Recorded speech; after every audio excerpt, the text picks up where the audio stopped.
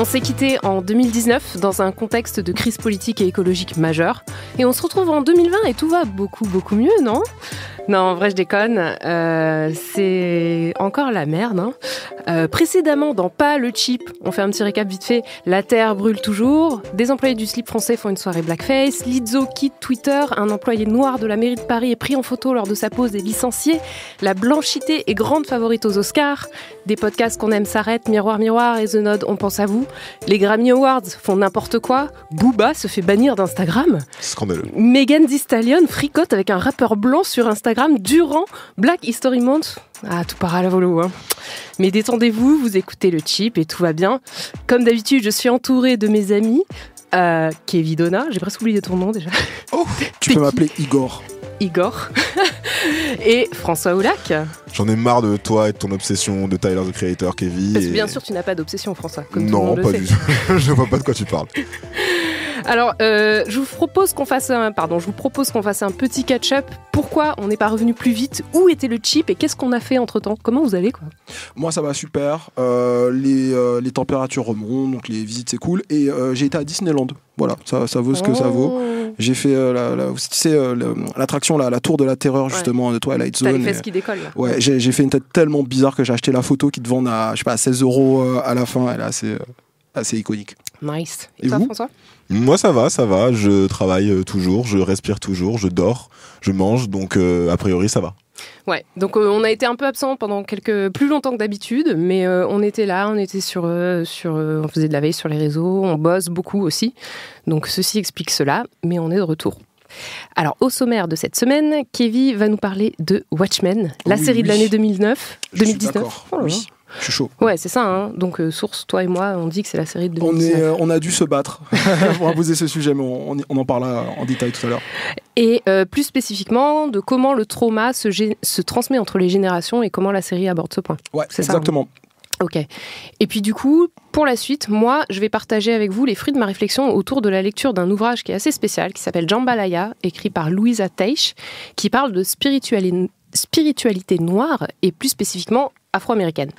Mais avant tout ça, bien sûr, notre rubrique préférée, le trash ou iconique. Alors, le trash ou iconique des réseaux est de retour et j'ai envie de vous parler de Super Bowl. Moi, le Super Bowl, pour moi, c'est 3 anecdotes. La première, c'est Beyoncé, Jay-Z et Blue Ivy qui ne se sont pas levés pendant l'hymne. Colin Kaepernick qui réalise sur les réseaux en mode c'est comment.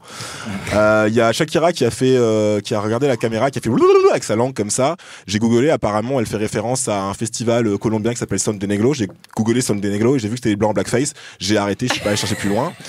Et la troisième anecdote, c'est un drama hors terrain, hors stade de foot, et c'est PETA, donc l'association. On pourrait dire que c'est une sorte d'équivalent de la SPA, c'est une association Il y a des gens qui nous ont dit que c'est pas les mêmes moyens, c'est pas la même idéologie, mais je suis totalement d'accord. C'est juste pour faire un rapprochement. En gros, c'est une association qui défend tout simplement les droits des animaux, pour faire simple. Et donc ils ont sorti un spot qui devait, soi-disant, parce que c'est l'association qui l'affirme, mais on sait pas ce qu'il en est vraiment, être diffusé pendant le Super Bowl et qui aurait été rejeté par la NFL en mode censure, pensée unique, tout ce que vous savez. Je vais vous décrire un peu le spot. Faut imaginer une forêt et puis faut vous mettre l'hymne américain qu'on entend pendant le spot. Donc vous avez une hymne comme ça, vous avez une forêt et puis vous voyez les animaux qui s'agenouillent en fait, qui t'accueillent pendant le qui hymne. pose le genou. Voilà, comme Colin Kaepernick. Donc il y a les oiseaux qui s'agenouillent.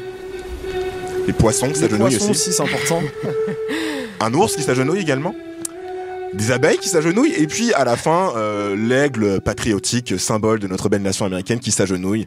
Et à la fin, il y a un gros slogan: respecter les droits de toutes les formes de vie. #Pet Lives Matter, la vie des animaux compte. On vous a demandé ce que vous en pensiez sur Twitter. J'ai pas les résultats à jour parce que vous avez continué à voter. Mélanie, est-ce que tu aurais l'obligeance de montrer les résultats, s'il te plaît? J'ai pas. Tu les as pas sur toi? Non, j'ai pas. Non, bon. Mais sinon donne les résultats. Je vous les donne. Ouais, ils sont pas exactement à jour, mais il y a eu. C'est comme pour l'Iowa. C'est les résultats partiels. C'est ça. C'est une appli à calculer. Bon, en gros, il y avait plus de 385 votes. Vous avez été, à l'heure où j'ai pris les résultats, 5% à voter iconique. L'image est forte. Cette politique, c'est Qui iconique. a voté iconique? Je ne sais pas. Dénoncez-vous. 80% à dire trash OMG. OMG, c'est gênant. Et 15% à vous interroger sur l'incongruité d'une telle image, un poisson à genoux. Sachez que personnellement, j'ai voté pour ces 15%. On a @Wulo, qui est un très bon média caribéen que je vous recommande d'ailleurs, qui a commenté Chip plus soupir. On a également Ketera Moda qui nous dit la PETA à chaque fois ils mettent dans l'embarras les noirs antispécistes. Wesh, jamais ils n'utilisent d'autres symboles de racisme et toujours nous avec leur campagne qui renvoie à l'esclavage là. Ils saoulent de fou. Voilà, donc en gros il y a eu évidemment une grosse majorité de gens qui désapprouvaient totalement l'image du spot. Vous avez voté quoi vous? Moi j'ai voté, j'ai pas été original, j'ai voté trash. D'accord, et toi Mélanie? Iconique. Non, non. Mais moi, D'accord. quand j'ai vu la pub, que tu m'as envoyé la pub, j'ai eu un fou rire en fait. Je me suis dit, au début, je croyais que c'était une parodie, quoi. Et en fait, tu sous-estimais nos amis américains. Les Afro-Américains sont aussi en voie d'extinction, donc. C'est ça. Je on pense les met qu'il dans faut. le même cas Il faut que défendre les abeilles. tous les animaux de la nature ont besoin d'air pur et quelle que soit la couleur de leur peau. Pour citer une grande philosophe. Faut qu'on passe. Non, évidemment, moi ça m'a rappelé. Moi, comme je vous dis, j'ai voté 15% parce que bon, voilà, je trouvais ça plus fun de s'arrêter sur juste le poisson qui se foutait à genoux. Moi, ça m'a rappelé évidemment les actions d'antispécistes qu'on peut trouver. Pour rappel, bon, l'antispécisme, c'est le fait de considérer c'est comme que l'antiracisme, mais pour les animaux. C'est un peu ça. C'est le fait de considérer que les animaux sont les égaux des humains, tout simplement. Et donc il y a pas mal d'actions d'antispécistes en France ces dernières années qui ont eu recours, on va dire, à la même dialectique. À la place de la République, l'an dernier, si je me souviens bien, il y avait une association qui avait fait un happening, vous savez, avec des militants qui étaient couverts de sang, de faux sang évidemment, qui avaient balancé du sang également sur la statue de la République et qui s'étaient enchaînés et marqués au fer rouge. Pour montrer que voilà finalement ils se mettaient à la place des animaux qui étaient victimes de l'exploitation humaine et que finalement est-ce que finalement ce serait pas comme si on faisait ça à des humains, ce qui est horrible, ce qui n'est jamais arrivé dans l'histoire. Enfin, je vois pas de quoi on parle. Il y avait également une association qui s'appelle 269 Life Libération Animale qui en 2017 avait profité d'une date très symbolique. Mai. Non, le 10 mai. Le 10 mai, pardon. Qui avait profité du 10 mai, donc jour de la commémoration de l'abolition de l'esclavage en France, pour réclamer un nouveau statut juridique en France pour les animaux. En parlant d'injustice, j'ai un truc à dire. Oui, c'est ça, c'est exactement ce que. En parlant d'esclavage. Donc voilà, je veux bien considérer les animaux comme les égaux des humains, mais ça me gêne un peu de considérer les humains comme les égaux des animaux, si vous voyez ce que je veux dire. Donc évidemment, il y a un rapprochement entre la cause noire et une cause vraiment humaine et entre celle des animaux qui est un peu déplacée. Faire la comparaison noir-animaux, c'est un peu chaud. Et puis évidemment, il y a aussi une analogie qui, pour moi, est un peu trop proche de la réalité, quoi. Je pense que, en fait, c'est quand même, on joue quand même avec un truc très réel et très récent, mais quoi. C'est réel pour toi. Pas pour tout le monde. C'est bien le problème, c'est bien l'angle mort, je pense, qui joue là, tu vois. C'est que pour eux, c'est une sorte d'analogie, de rapprochement symbolique qui, d'un point de vue purement théorique et intellectuel, voilà, se tient. Mais ils oublient qu'ils jouent avec une réalité où il y a pas si longtemps que ça, les personnes noires mises en esclavage étaient des propriétés, des objets meubles.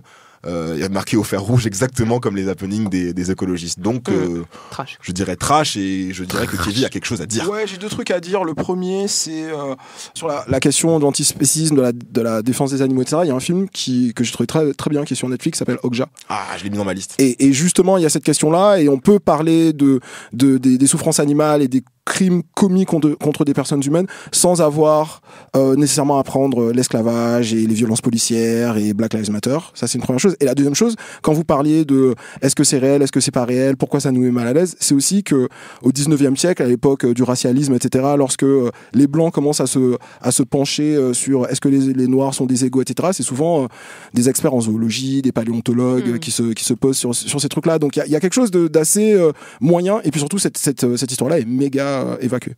Ouais. De façon générale, les cuviers, les trucs comme ça, on en discutait en antenne.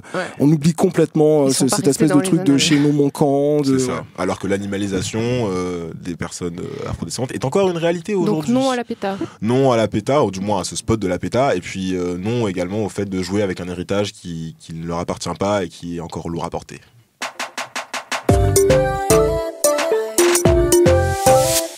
Alors Mélanie et moi, comme je disais tout à l'heure, on a un peu insisté pour ce sujet-là. Watchmen, donc c'est une série HBO de 2019 diffusée en France sur OCS.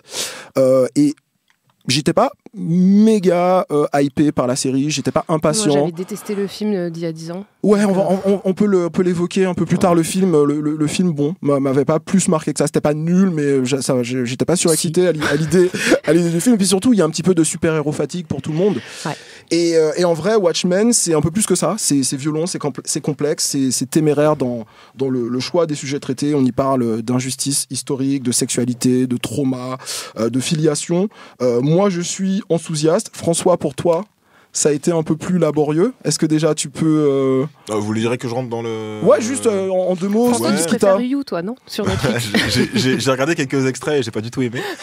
Non, t'as eu du mal à rentrer dedans. Voilà, pour faire simple, j'ai eu beaucoup de mal à rentrer dans la série, mais plus pour des raisons de rythme, des raisons de narration, plus que pour des raisons de fond, quoi. Moi, cette série, elle m'a un peu fait l'effet du film High Flying Bird, tu te rappelles, Kevin, dont on avait parlé, sur le basketball, qui est un film qui est plutôt chiant à regarder, mais que quand tu commences à explorer les thèmes et ce qu'il y a derrière, ça devient passionnant, quoi. Voilà. Ok, voilà, je sais pas si j'ai précisé que ça parlait de race et que pour moi sur la question de la race, c'est ce que j'ai vu de mieux à la télévision depuis Banlieusard de Kerry James. Non, je déconne. Depuis la saison 1 d'Atlanta de Donald Glover, bien évidemment, et ça veut dire ce que ça veut dire. Donc on va un peu spoiler la série, mais c'est pas grave. There are people who believe that this world is fair and good. It's all lollipops and rainbows. We don't do lollipops and rainbows. We know those are pretty colors that just hide what the world really is. Black and white. Black and white. Ouais, puis les spoilers 2 mois après que la série soit finie. Oui, les gens. À vos risques et périls. Donc on dévoile une petite partie de l'histoire, mais on va pas parler d'Ozymandias, de Lady Trieux, de l'absence de Dr Manhattan, tout ça. Watchmen à la base, c'est une bande dessinée, un graphic novel culte d'Alan Moore, un auteur britannique difficile à cerner. Le mec, c'est un quasi-gourou, il a prédit la fin du monde, etc., etc. Et les années 80, c'est le milieu des années 80. Ça va avoir un énorme impact sur justement sur l'avenir des super-héros. Aujourd'hui, on dit The Boys, le Joker, etc. Ça n'aurait pas été là s'il n'y avait pas eu du Alan Moore. L'univers, juste pour vous résumer en 2 mots, ce que vous avez besoin de savoir, c'est que ça commence dans les années 40 avec un groupe de vigilantes, de justiciers masqués qui sont dysfonctionnels et moralement ambigus. Et d'ailleurs, les personnages donc, on va dire du roman originel, de la bande dessinée originelle, ne sont quasiment pas dans la série. Donc ça permet aussi à ceux qui connaissent pas c'est une réinvention, et puis ça permet aussi à ceux qui connaissent pas de rentrer avec un peu moins de mal. Tout ce qu'on a besoin de savoir, c'est que l'action se situe en 2019, une trentaine d'années après que une sorte de calamar, c'est quoi, c'est un poulpe ? Ouais, c'est un poulpe géant qui s'effondre sur Manhattan. Voilà, donc il y a un poulpe qui s'effondre sur Manhattan et ça fait des millions de morts. Et donc du coup, grâce à ça, on évite un holocauste nucléaire entre les États-Unis et l'URSS. Et donc nous, l'action se passe une trentaine d'années plus tard. Actuellement, 2019, mais voilà, c'est ça. Parallèle à notre 2019 à nous, quoi. À notre époque, c'est justement une chronie. C'est la réécriture de l'histoire avec justement des éléments qui ont changé dans le passé. Aux manettes de la série, on a Damon Lindelof, le créateur de Lost et de The Leftovers, que je suis en train de terminer, que j'aime beaucoup, beaucoup, beaucoup. C'est un vrai fanatique du livre original. Quand il parle du comic book, il parle de l'Ancien Testament, pour dire à quel point c'est important pour lui. Donc il a une lourde responsabilité. Il avait déjà refusé une première fois de faire une adaptation de Watchmen, et puis là, il s'est lancé. Et justement, c'est à la fois une lourde responsabilité, mais Watchmen, même si c'est très populaire, c'est pas aussi intouchable que Spider-Man ou Superman. Donc tu peux te permettre aussi de l'irrévérence. Et moi, ce que j'ai trouvé comme premier parti pris courageux, c'est justement de le mettre dans cet univers où on sort de la guerre froide, qui est comme obsession du livre à la base des années 80, la peur de la menace soviétique, et d'arriver en 2019 avec justement ce qu'on appelle, dont Lindelof parle, c'est pas lui qui a inventé le concept, d'anxiété culturelle. C'est les blancs qui ont peur en gros de perdre leur pays, de se faire remplacer, etc. Et donc on parle d'une obsession américaine, la race, et donc changement de décor, on n'est plus à New York, on a tout ça. François ? Ouais, tu rentres déjà dans les concepts, mais c'est quoi l'histoire, quoi? L'histoire de là où on est, de la série. Ouais, ça parle de quoi? Alors, ça parle de quoi? déjà, avant de dire de quoi ça parle, c'est le principal changement qu'on voit et qui, à mon avis, justifie la création de la série, etc. C'est le changement de point de vue, où d'habitude c'était centré sur des héros hommes blancs. Burinés par la guerre. Exactement, le comédien, etc. Là, le héros, c'est plutôt une héroïne, c'est Angela Abar, Sister Night, qui est une femme noire hyper badass. Et juste ça, ce changement d'angle, ça a provoqué une réception assez mitigée.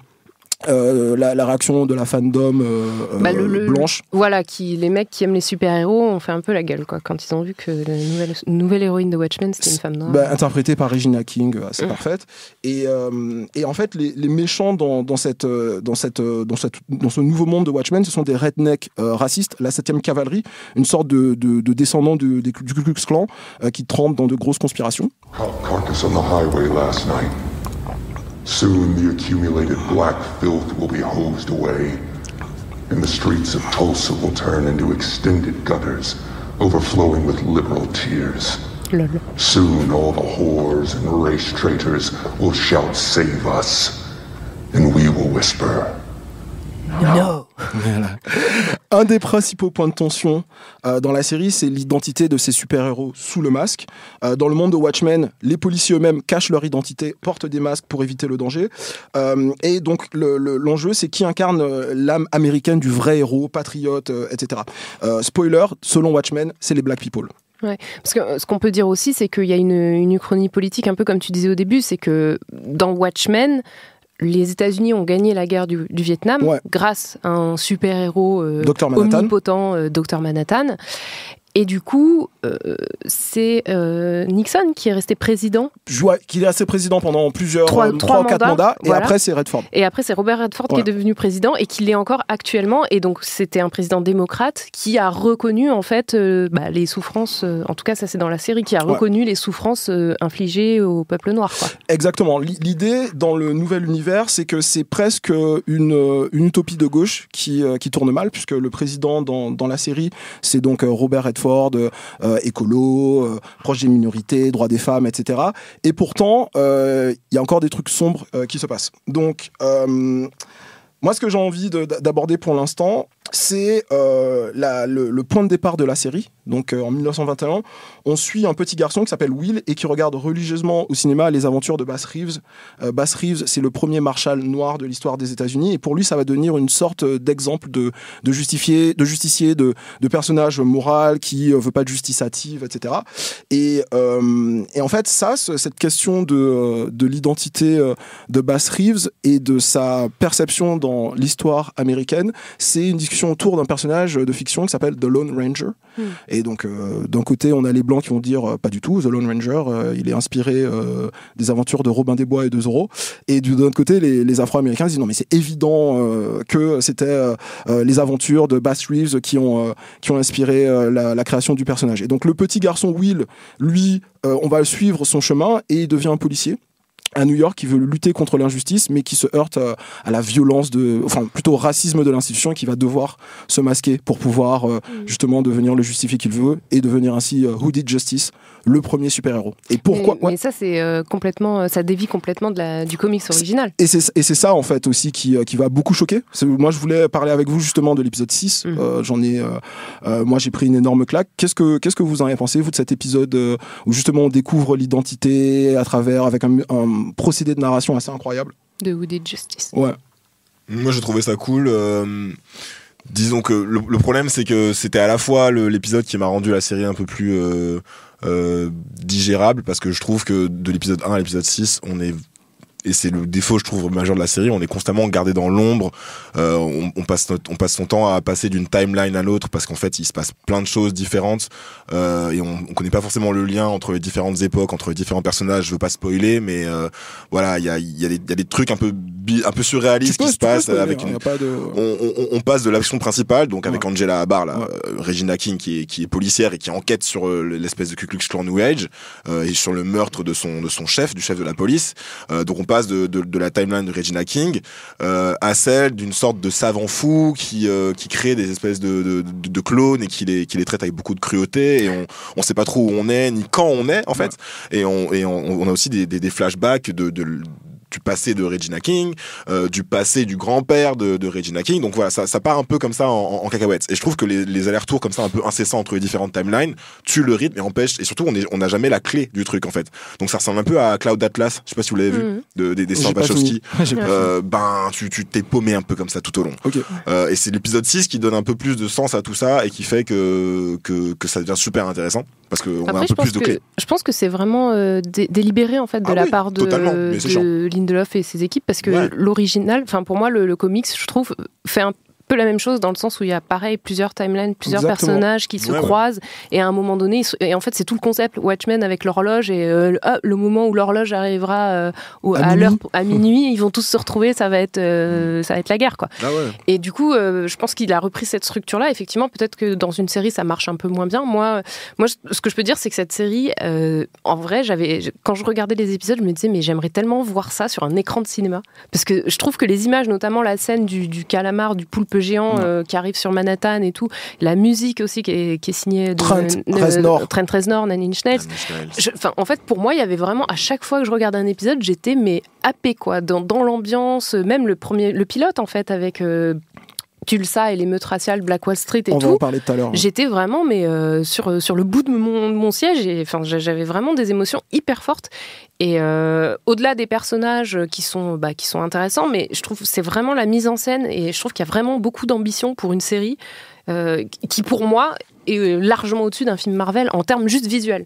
Tu vois, juste visuel avec ce qu'ils font avec Black Wall Street dans le premier épisode, le calamar et même toute la fin de la série, je me dis mais putain, en fait ça c'est du cinéma. Pour moi. C'est une série d'auteurs en fait, contrairement aux films Marvel qui sont plus des trucs de mais tu vois, on a plein de films de super-héros Marvel et il y en a pas un qui fait ce que Watchmen fait, tu vois. Tu peux pas c'est pas la même aller aussi loin dans l'irrévérence avec Spider-Man et dire qu'en fait Spider-Man c'était pas ça mais c'était en fait il est noir. Un noir bisexuel qui tu vois, t'as tu pas peux non pas plus faire la même ça. Liberté de format ou de narration. Mais ce que je veux dire c'est que c'est quand même à signaler, tu vois, que c'est vraiment un accomplissement. C'est intéressant le point que tu soulèves, Mel, d'autant plus que donc le créateur de Watchmen, du roman graphique, Alan Moore, est contre toute adaptation de son travail, en particulier à l'écran, que ce soit cinéma ou série. C'est pour ça que Lindelof il a hésité pendant super longtemps. C'est pour ça que Lindelof a hésité pendant super longtemps, parce que lui justement il dit la bande dessinée c'est justement le média absolu, on peut tout faire, on a une liberté extraordinaire même dans la temporalité.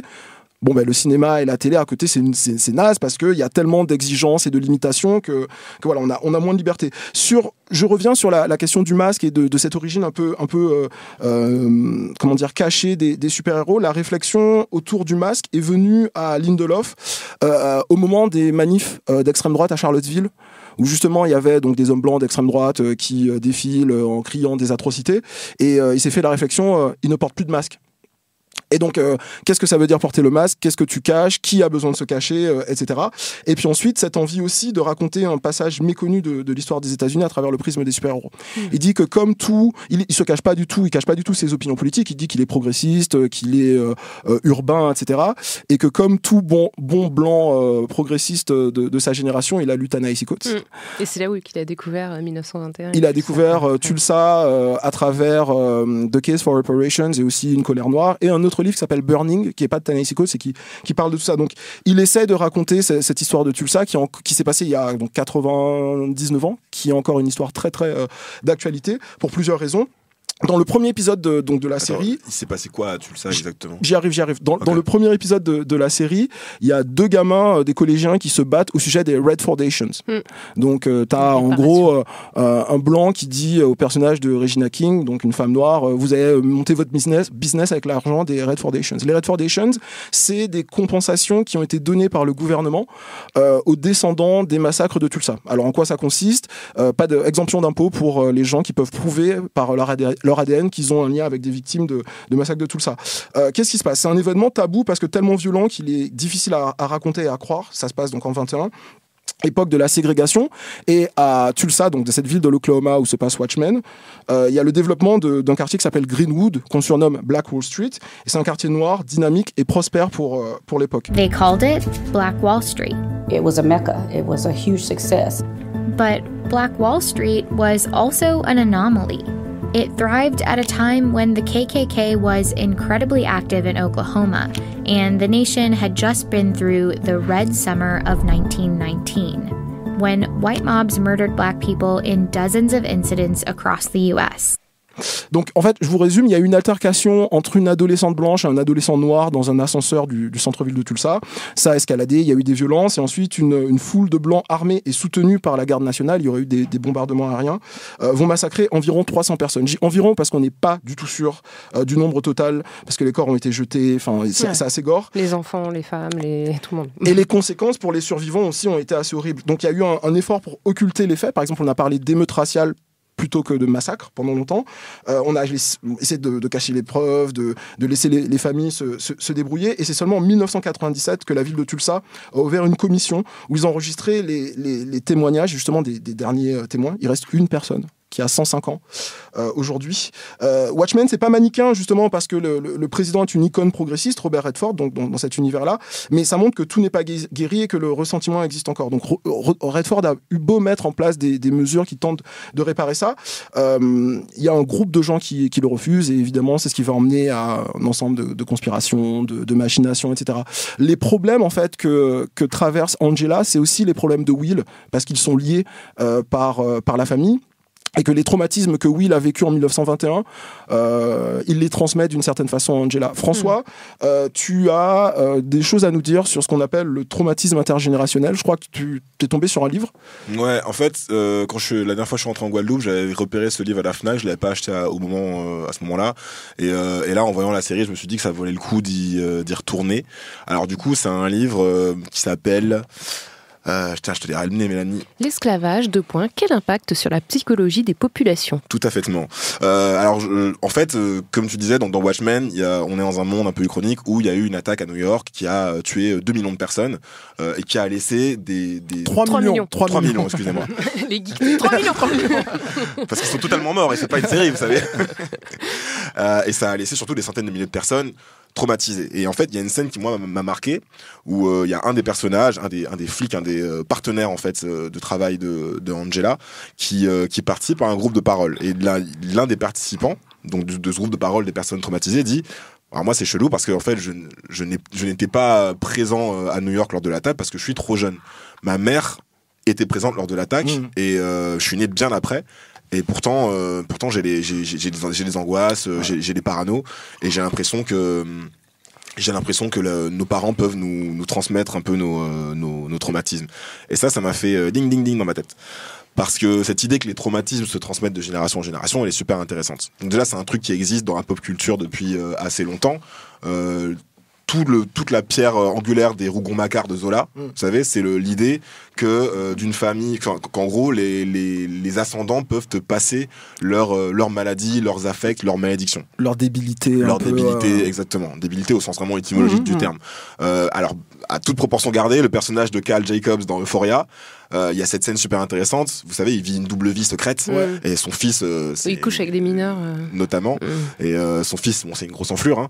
Et en gros, à un moment, il a cette scène où il dit j'ai l'impression que mon secret a empoisonné ma famille et ma descendance. Donc bref, voilà, c'est une idée qui est très présente dans la pop culture et qui est validée par la science. Et nous, les Noirs, on est super concernés par cette idée. Pourquoi ? Je me demande bien pourquoi. Eh ben justement, c'est l'une des réponses de ce bouquin qui a été écrit donc l'esclavage, quel impact sur la psychologie des populations, qui a été écrit par Aimé Charles Nicolas, qui est donc un psychiatre et addictologue martiniquais, et par Benjamin Bowser, qui est un sociologue américain. J'adore son nom. Oui, je sais pourquoi tu kiffes. Donc en gros, c'est un ouvrage collectif fait par plusieurs scientifiques de différents domaines de recherche qui s'intéressent à cette question, qui répond à la question assez simple, puisque la science a prouvé que les événements traumatiques laissaient des traces sur la descendance. Par exemple, on sait que les descendants des survivants de l'Holocauste ont des traces. Qu'en est-il des Caribéens? Qu'en est-il des Brésiliens? Qu'en est-il des afrodescendants qui descendent de 4 siècles de traumas liés à l'esclavage? Donc déjà, le premier constat que fait Aimé Charles Nicolas, c'est que évidemment la colonisation a laissé des traces, des héritages psychologiques. Par exemple, on sait scientifiquement, que les Amérindiens ou les Aborigènes ont des tendances héréditaires, génétiques, à l'alcoolisme et à l'addiction qui sont plus plus prononcé, excusez-moi. Moi, j'avais toujours entendu dire que c'est des trucs d'enzymes, qu'ils assimilaient pas l'alcool de la même façon, mais du coup, c'est des choses qui sont liées à la colonisation, on sait pas. On le sait. Okay. On le sait. Alors, l'enjeu, justement, c'est de pas se lier à une étude génétique et à croiser, en fait, les facteurs à la fois génétiques, sociaux, économiques, historiques. C'est tout l'intérêt du bouquin, en fait, qui est une sorte de résumé du premier colloque interdisciplinaire qui a été fait sur le sujet. On n'avait jamais...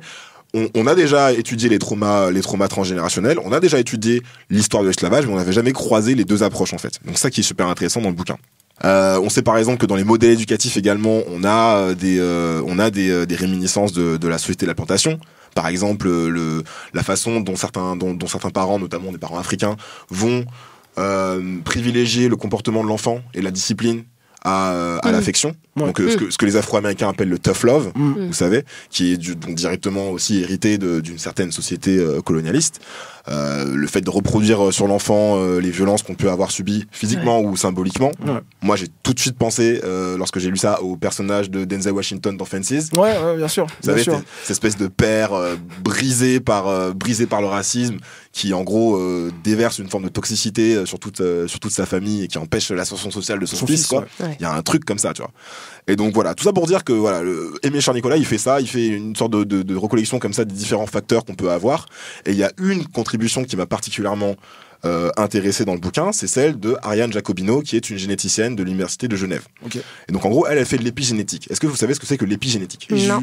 Depuis pas longtemps. D'accord, l'épigénétique, c'est le fait d'étudier les variations environnementale de l'ADN. En fait, jusqu'à présent, jusqu'à il y a pas longtemps, on pensait que l'ADN c'était un code qui bougeait jamais et qui était fixe, etc. pour toute sa vie. On a découvert qu'en fait, l'ADN peut se modifier au cours de ta vie individuelle pour mieux t'adapter à ton environnement. C'est assez cool en fait. Par exemple, si t'as pas un ADN qui est très bon pour le froid, si tu déménages en Alaska, au bout de 20 ans, tu vas développer une résistance au froid. Donc c'est très pratique en fait l'épigénétique pour ça. Et en fait, le truc, c'est que normalement, quand tu fais un enfant, il y a une sorte de reset, de redémarrage de ton ADN qui est fait en fait.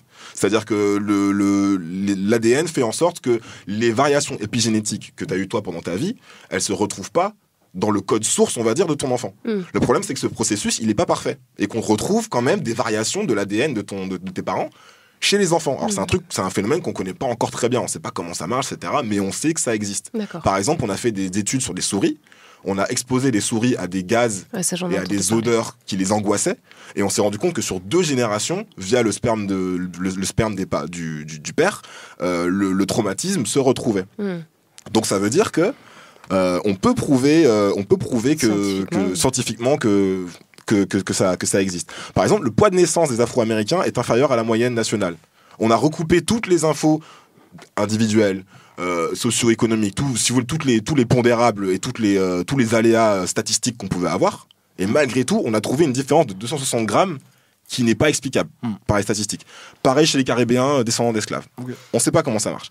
Et c'est un truc que j'aime bien en fait, parce que c'est ce que dit la série en fait. Dans Watchmen, il y a tout un délire avec les allers-retours entre le passé et le présent, le fait qu'Angela est un peu sur les traces de son grand-père. Il y a un délire scientifique, vous savez, avec les souvenirs artificiels que Angela elle peut consommer dans des pilules. Et puis tout un délire avec la clinique de la mémoire là du docteur Trieux, qui fait que ça donne un peu à la série une crédibilité dans son propos, quoi. On porte en nous le vécu de nos ancêtres, mais genre littéralement. Et donc voilà, juste pour finir, ce que disent les scientifiques dans le bouquin, c'est que c'est pas non plus une fatalité, parce qu'en fait on peut surmonter ce traumatisme notamment par la psychothérapie en étudiant évidemment l'épigénétique, et puis c'est aussi une force de résilience. En fait, ce que dit Aimé Charles Nicolas, c'est que ça peut aussi expliquer pourquoi on trouve chez les individus et dans certaines parties du peuple noir une forme de ténacité, une forme de volonté de survie qui est propre à nous. Et ça, c'est cool. Pour finir, c'est un sujet, je vous disais que c'était un sujet qui était plus d'actualité que jamais, enfin Watchmen et tout ce que ça touche, tu parlais d'épigénétique. La question de la commission à Tulsa qui enquête sur le massacre de 1921, ça a des vraies répercussions dans notre timeline réelle à nous, parce qu'il y a 2 mois, on a trouvé un charnier. un énorme charnier à Tulsa, et que les gens de la mairie de Tulsa espèrent avoir des résultats, des confirmations d'ici le printemps. Mais il y a eu beaucoup en fait de gêne suite aux discussions autour de Watchmen, parce que cette histoire de Tulsa 1921, il y a un groupe de gens qui en a jamais entendu parler, ou quasiment jamais entendu parler aux États-Unis. White people. Donc il y a aussi toute cette question-là qui est vraiment très intéressante, parce que le maire de Tulsa est un blanc qui, lui, au contraire, décide de s'accrocher à cette histoire-là et justement d'aller la confronter les yeux dans les yeux. Allez voir Watchmen. Juste un petit truc pour mes nerds d'histoire, un petit Easter egg. Au début, dans le premier épisode, il y a des flyers, des pamphlets de l'armée allemande qui tombent. On vous traite mal aux États-Unis. Pourquoi vous vous battez contre les Allemands? Venez à Berlin, venez dans des villes d'Allemagne. Il y a des Noirs qui ont des positions, etc. Damon Lindelof, le créateur de la série, dit que c'est du mot pour mot, que c'est vrai, verbatim. Je l'ai lu dans un bouquin aussi. Donc voilà, Watchmen, pour moi, gros coup de cœur, allez voir ça.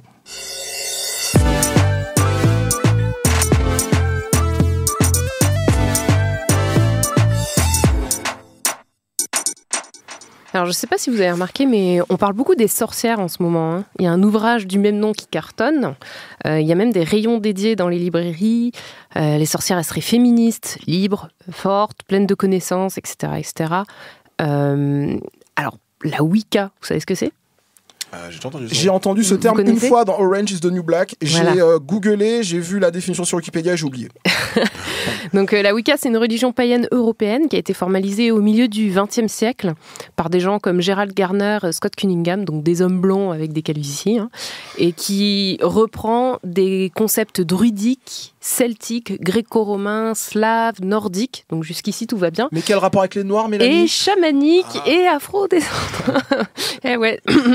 Donc moi, en fait, j'ai envie de parler de spiritualité et j'ai envie de parler d'appropriation culturelle dans la spiritualité. Parce que je vais faire mon coming out, il faut que je vous avoue que moi aussi j'ai eu ma période dans ma jeunesse, ma période Wicca, où je lisais des livres et je faisais brûler de l'encens et des bougies. Mais quand même j'ai très vite senti que j'étais pas vraiment attendue dans cette sphère-là, on peut dire ça. Parce que en gros, toute l'imagerie de la Wicca, c'est composé de blancs, de femmes blanches, d'hommes blancs, les dieux sont blancs, etc. Et du coup, les sorcières, dans l'imaginaire, sont des vieilles femmes blanches ou des jeunes femmes blanches, si tu penses à Charmed, par exemple. Et en gros, la Wicca, c'est pour les Blancs. C'est une religion qui a été inventée pour les Blancs et les autres ne sont que des invités. Et donc, la question que je me suis posée, c'était où sont les sorcières noires, en fait ? Et du coup, alors, mon cheminement, ça a été ça. Après, je me suis dit, des sorcières, il y en a en Afrique. Avec le temps, j'ai appris notamment que ma grand-mère, qui est ivoirienne, était ce qu'on appelle féticheuse. Elle participait à des cérémonies, elle était guérisseuse à l'aide des plantes, elle parlait avec les ancêtres, elle rentrait dans des transes et les gens venaient la voir. Mais il y a aussi des sorcières dans énormément d'autres cultures à travers le monde. Je pense amérindiens, les chamans, etc.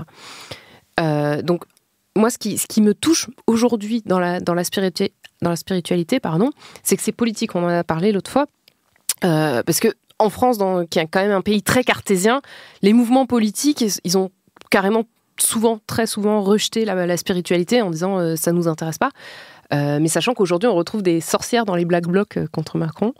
Et qu'aux États-Unis, il y a une théoricienne qui s'appelle Starhawk, qui a beaucoup en fait écrit sur ça, en fait, sur le lien entre spiritualité et politique, le mouvement écoféministe.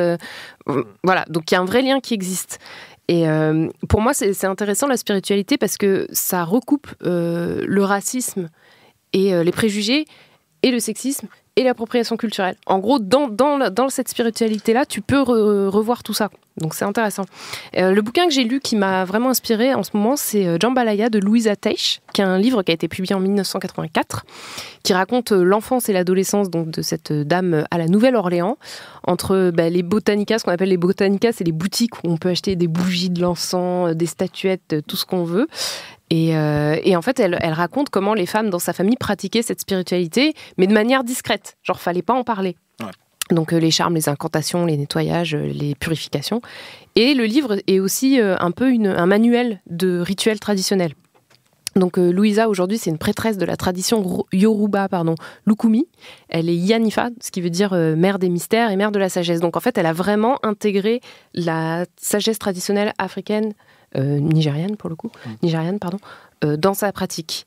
Donc, ce qui est intéressant aussi, c'est le vaudou et le houdou, qui sont des traditions vraiment américaines, qui viennent des descendants d'esclaves, qui ont amené en fait leur tradition ancestrale au moment de la traite. Donc, ce qu'il faut savoir, c'est que quand les esclaves sont arrivés, bien sûr, ils n'avaient plus le droit de pratiquer leur religion. Ils devaient pratiquer la religion du maître, donc le christianisme ou protestantisme, et ils ont mélangé en fait leur figure à eux.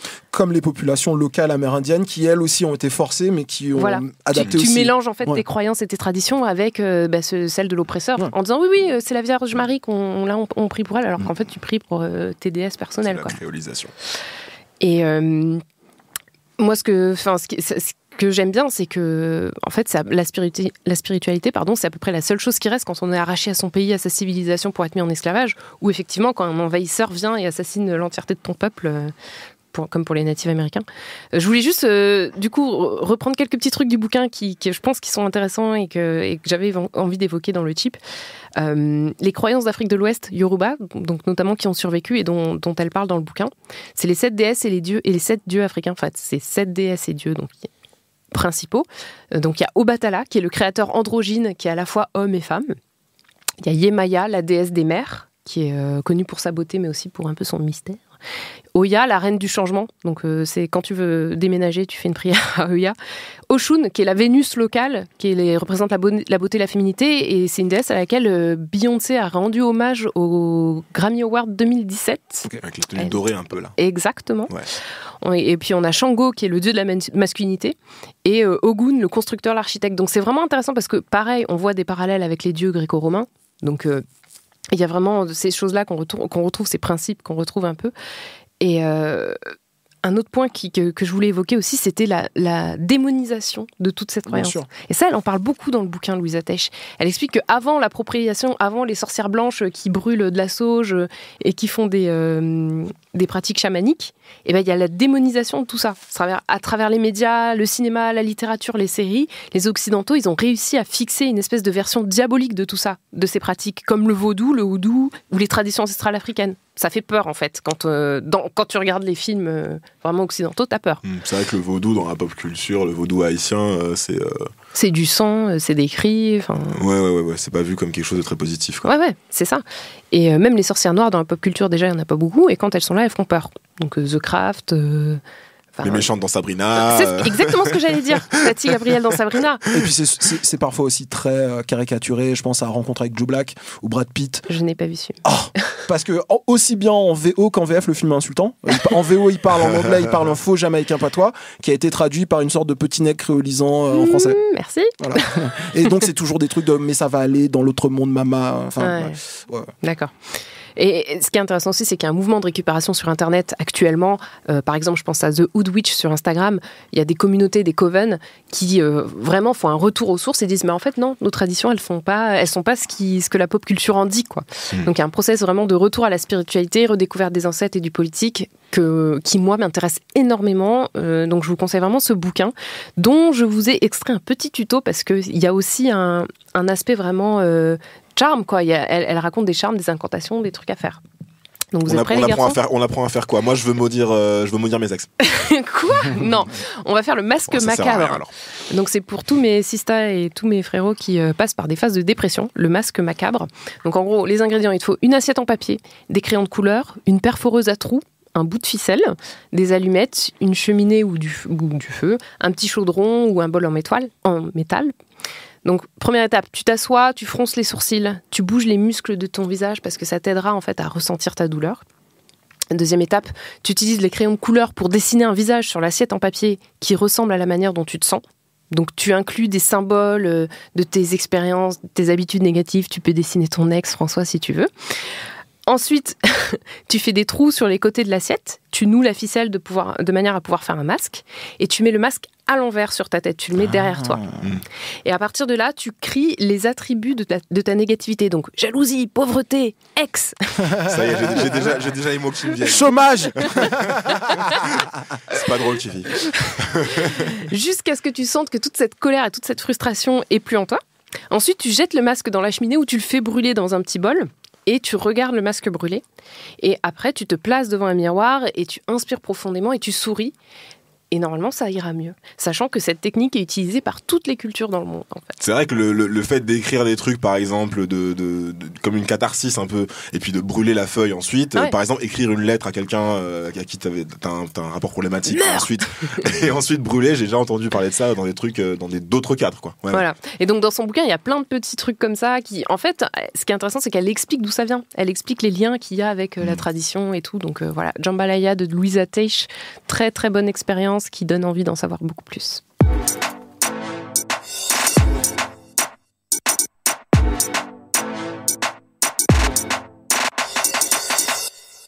Hey, alors moi j'ai 2 recommandations, mais je vais pas être très long. La première, c'est une série documentaire qui est sortie le mois dernier sur Arte. Ça s'appelle Décolonisation avec un S. Ça a été réalisé par Karim Misquet, Marc Ball et Pierre Singera-Velou. Ça raconte l'histoire de la décolonisation, mais cette fois-ci du point de vue des décolonisés. C'est l'occasion de découvrir les figures marquantes, mais parfois anonymes des luttes coloniales. Le moment était propice parce que ce sont des choses dont on parle énormément dans la société française, mais aussi dans toutes les sociétés occidentales. Il y a le développement des ce qu'on appelle les post-colonial studies, les études post-coloniales, il y a le mouvement qu'on appelle décolonial. Donc il y a aujourd'hui la possibilité d'entendre des choses peut-être qui étaient plus difficiles à entendre auparavant et de les raconter d'une autre manière. C'est l'acteur Reda Kateb qui fait la narration du docu, c'est fait avec brio. Tout est top, mais mention spéciale au 3e épisode qui m'a fait pleurer comme une madeleine les 2 fois où je l'ai vu. Ça parle de Mobutu et Lumumba, donc si vous connaissez pas l'histoire, je vais pas vous spoiler, mais ça arrache le cœur et donc voilà, félicitations à eux. J'ai vraiment trouvé ça très inspirant et ça change. Enfin, j'aimerais bien voir plus de choses comme ça à la télévision. Et voilà, c'est l'anniversaire, donc il va y avoir d'autres trucs cette année, je pense. Oui, Africa 2020, les trucs de décolonisation, ouais, il y aura des trucs. Et puis la deuxième recommandation, c'est pas un documentaire, c'est de la fiction, c'est une série qui s'appelle The Twilight Zone. À la base, The Twilight Zone, c'est un classique de la télévision américaine des années 50-60. La série de SF, là. Qu'on connaît sous le nom de la quatrième dimension. C'est une série d'anthologie, donc 5 épisodes indépendants, c'est CBS qui le fait. Mais pourquoi j'en parle dans le titre ? Parce que c'est Jordan Peele de Get Out, de Key & Peele qui est le producteur de la série. Life sometimes goes like you don't expect it to. Ah, ce bruit, oui, d'accord. Bien sûr. What did you do to me? Turn it off.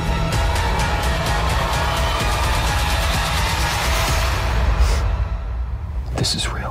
Voilà, donc j'ai pas encore fini la saison, c'est un peu inégal, mais il y a vraiment des trucs très très forts. Et encore une fois, le 3e épisode m'a aussi marqué, il s'appelle Replay, et forcément il y a beaucoup de diversité dans le casting, mais celui-ci c'est la question des violences policières, de la fatalité, de l'amour maternel. C'est une histoire de vieux caméscope qui peut rembobiner le temps, et en même temps c'est la question des jeunes noirs, hommes noirs qui se font harceler par la police. Donc c'est assez émouvant aussi. C'est très cool et allez voir ça, et c'est pas méga prise de tête, et c'est chouette, et on sent bien la patte de Jordan Peele. Voilà. Alors pareil, ma recommandation à moi, je vais aller très vite, c'est un livre qui s'appelle Prochain arrêt, Le Bronx et autres pièces de Sonia Sanchez. C'est une personne dont on a entendu parler récemment parce qu'elle est venue à Paris fin 2019 pour présenter la première traduction de son travail et qu'elle a donné plusieurs interviews et conférences. Donc c'est une poétesse, dramaturge africaine-américaine, activiste, née en 1934 en Alabama, ça devait pas être facile. Elle était contemporaine de Rosa Parks, elle a été beaucoup impliquée dans le mouvement des droits civiques et elle a été impliquée avec les Black Panthers, quoi. Donc respect. Elle a écrit une première pièce en 1968 dans la mouvance de ce qu'on appelle le drame révolutionnaire noir. Et donc elle a tout de suite acquis une certaine notoriété au sein du Black Arts Movement. Elle parle des femmes, elle a un discours très militant à une époque où le mouvement noir est très dominé par les hommes. Donc elle est féministe et libératrice pour les Noirs américains, donc les deux. C'est une œuvre qui est inédite en France, son bouquin. Donc ce livre-là se compose de 7 pièces de théâtre, 3 essais composés des années 60 à aujourd'hui. Les thématiques, on revient à ce que tu disais, Kevin, la répression policière, les milieux militants, la place des femmes dans la société. Il y a une vraie attention qui est portée à la musique, l'histoire de la musique et ce que la musique noire représente pour la culture américaine. Donc c'est vraiment très très beau à lire, très intéressant. Prochain arrêt, Le Bronx et autres pièces aux éditions L'Arche.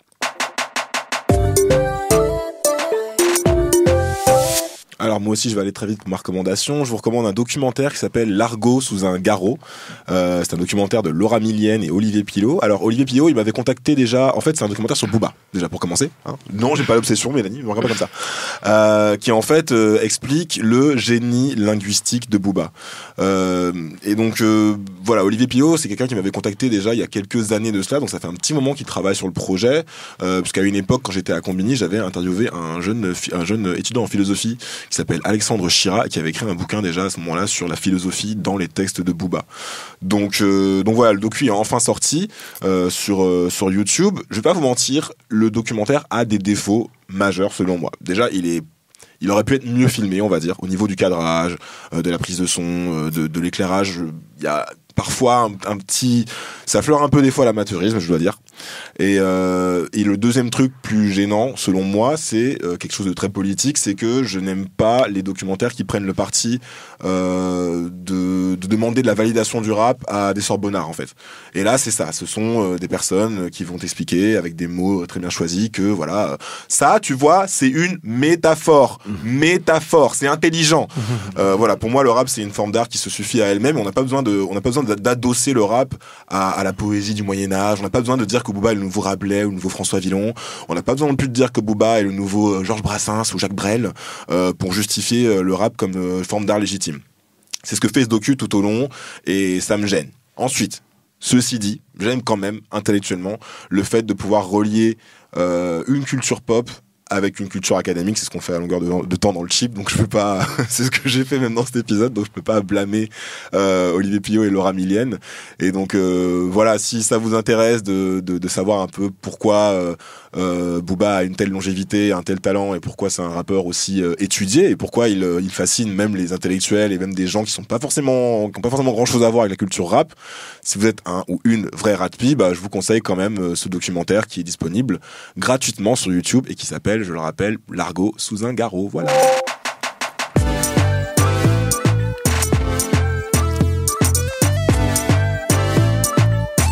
C'était le Chip, on revient dans 15 jours.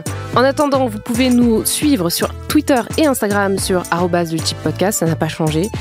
Vous pouvez aussi nous retrouver sur Apple Podcasts, Spotify, Deezer, SoundCloud et toutes vos applis de podcast habituels. Laissez-nous une review sur Apple Podcasts, mettez-nous 5 étoiles pour nous faire remonter dans le classement. Le jeu de société, le Chip, le jeu que vous nous avez aidé à financer lors de notre campagne Ulule l'année dernière, est en cours de fabrication. On vous tient au jus de l'avancée, on n'oublie pas, ne vous inquiétez pas. Sortira peut-être pas en février. On vous tient au courant. Cette émission a été réalisée par Quentin Bresson et coproduite par Binge Audio, et on vous dit à bientôt. Des bisous. Bisous.